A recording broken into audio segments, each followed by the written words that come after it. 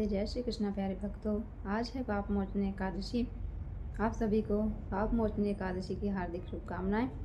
चलिए आप सबको पाप मोचन एकादशी की कथा सुनाते हैं।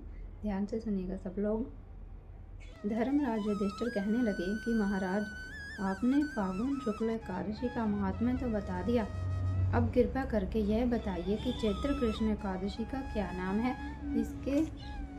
इसमें कौन से देवता की पूजा की जाती है और इसकी विधि क्या है। कृष्ण भगवान कहने लगे कि हे राजन, यही प्रश्न एक समय राजा मंदाता ने लोमश ऋषि से किया था और जो कुछ उन्होंने उत्तर दिया था वही तुमसे कहता हूँ। लोमश ऋषि कहने लगे कि राजन, इस एकादशी का नाम पाप मोचन एकादशी है और इसके करने से अनेक पाप नष्ट हो जाते हैं। अब मैं इसकी कथा कहता हूँ। प्राचीन समय में कुबेर का चैतर्थ नाम का एक बाग था। उसमें गंधर्वों की कन्याएं किन्नरों के साथ विहार करती थी। वहाँ अनेक प्रकार के पुष्प खिल रहे थे।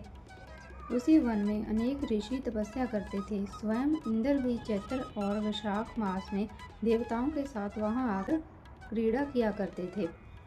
वहीं अपने आश्रम में मेधावी नाम के एक ऋषि भी तपस्या में संलग्न थे। वह शिव के भक्त थे। एक समय मंजू घोषा नाम की अप्सरा ने उनको मोहित करने का विचार किया। वह ऋषि के भय के मारे समीप नहीं गई, परंतु दूर बैठकर वीणा पर मधुर गीत गाने लगी। उस समय कामदेव ने भी मेधावी ऋषि को जीतने की चेष्टा की। उन्होंने उस सुंदर अप्सरा के भ्रू को धनुष, कटाक्ष को डोरी, नेत्रों को धनुष की लचक, कूचों को पुरी बनाकर मंजू घोषा को सेनापति बनाया।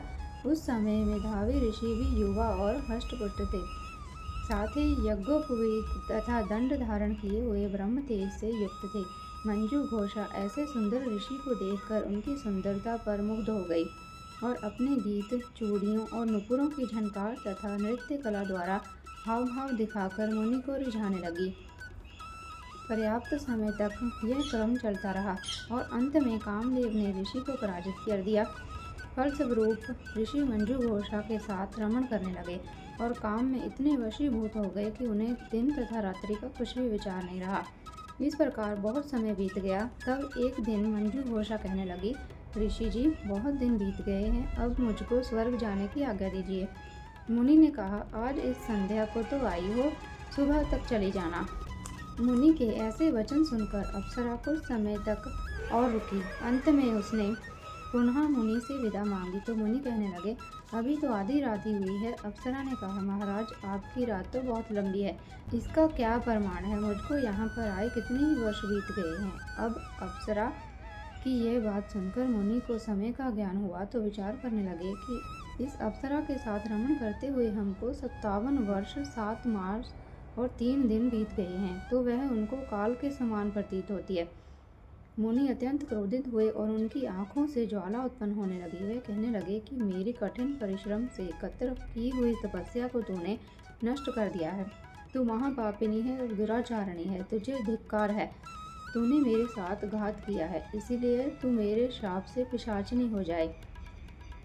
मुनि के शाप से मंजू घोषा उसी पल पिशाचिनी बन गई और भयभीत होकर मुनि से प्रार्थना करने लगी, महाराज, इस शाप का किसी प्रकार से निवारण कीजिए। अप्सरा के ऐसे दीन वचन सुनकर मुनि बोले, हे दुष्ट, अगर तुमने मेरा बहुत अनिष्ट किया है, परंतु फिर भी मैं तुझे शाप से छूटने का उपाय बताता हूँ।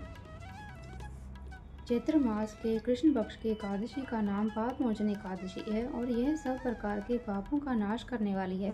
उसका व्रत करने से पिशाच योनि से मुक्त हो जाएगी तू। ऐसा कहकर मेधावी ऋषि अपने पिता चैवन ऋषि के आश्रम में चले गए। मेधावी को देखकर चैवन ऋषि कहने लगे, अरे पुत्र, तूने ऐसा क्या किया जिससे तेरा सारा पुण्य नष्ट हो गया? मेधावी कहने लगे, पिताजी, मैंने अप्सरा के साथ रमण करके घोर पाप किया है। अब आप इस पाप से छूटने का प्रायश्चित मुझे बताइए। तब चैवन ऋषि कहने लगे, हे पुत्र, चैत्र मास के कृष्ण पक्ष की पाप मोचन एकादशी का व्रत करने से सब पापों का नाश हो जाता है, इसलिए तुम इस व्रत को करो। पिता की आज्ञा पाकर मेधावी ऋषि ने भी इस व्रत को किया, जिससे उनके सब पाप नष्ट हो गए और वे पवित्र हो गए। उधर मंजू घोषा भी व्रत के प्रभाव से पिशाच योनि से छूट गई और दिव्य देह धारण करके स्वर्ग को चली गई। लोमश ऋषि कहने लगे, हे राजन, पाप मोचनी एकादशी के व्रत को करने से सभी पाप नष्ट हो जाते हैं। इस कथा को पढ़ने या सुनने से 1000 गौदान का फल प्राप्त होता है और व्रत से ब्रह्म हत्या, गर्भपात, बाल हत्या, सुरापान, गुरु स्त्री से प्रसंग आदि सब पाप नष्ट हो जाते हैं। तो प्यारे भक्तों, ये थी हमारी आज की पाप मोचनी एकादशी की सुंदर कथा। आप सबको कैसी लगी? उम्मीद है आप सबको पसंद आई होगी। कथा अच्छी लगी हो तो वीडियो को लाइक कर देना। चैनल पर नए हो तो चैनल को फॉलो करके बेल आइकन को ज़रूर प्रेस कर लें ताकि हर आने वाली नई वीडियो का आपको नोटिफिकेशन मिलता रहे।